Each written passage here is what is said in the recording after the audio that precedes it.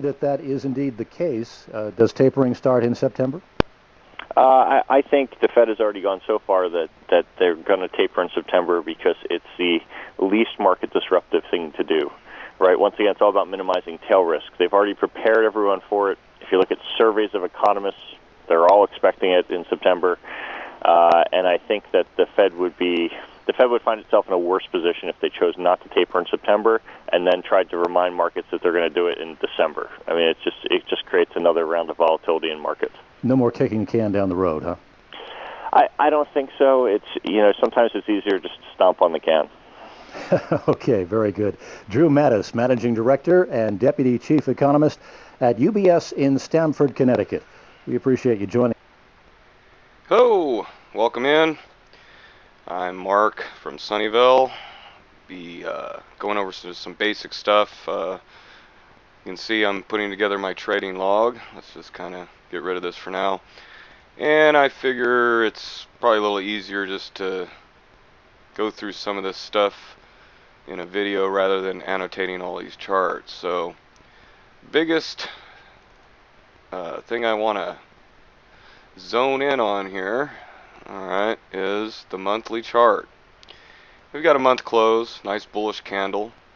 But what I'm really looking at here is just the way the market operators. It's almost too obvious here. Is you look at this upthrusting candle, just took out stops on the bear side, took the bears out, then ran stops for the bulls just to push this market higher.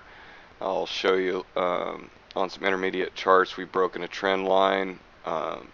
Volume is supporting this move, and I think we're going to see somewhat of another markup phase. Alright, so let's look at, I like this one. This is giving me an idea of the potential here. I think the 50% we're going to find our first resistance at this area. And yeah, moving averages, let's look at them anyway. You know, short-term moving averages are rising and bullish. Intermediate term, as I pointed out before, cross above the 20 shorter term moving average is crossing above the longer term 50-day moving average, and I think we have the potential to run this thing up even more, and it's pretty crazy.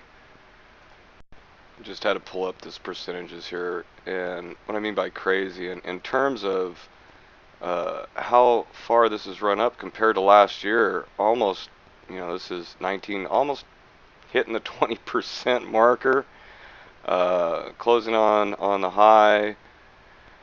Wow. In any case, the biggest point out of this I wanted to make was that monthly chart, and as I said, volume is supporting the move. We're at the bottom of the trend line,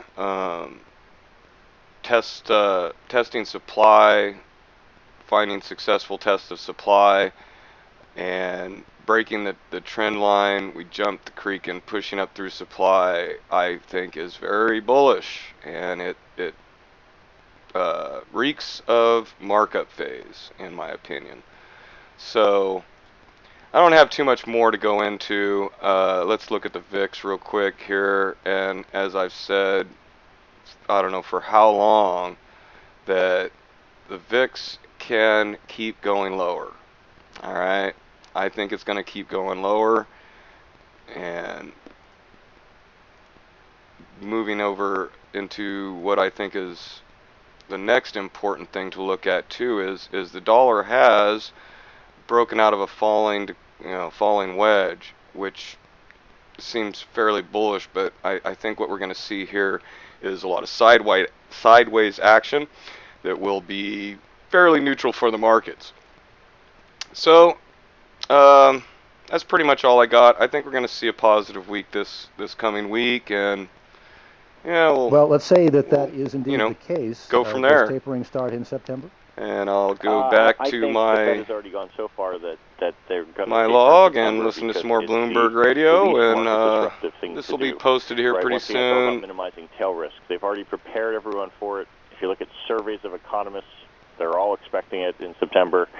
And I think that the Fed would find itself in a worse position if they chose not to taper in September and then tried to remind markets that they're going to do it in December. I mean, it just creates another round of volatility in markets. No more kicking the can down the road, huh? I don't think so. It's sometimes it's easier just to stomp on the can. Okay, very good.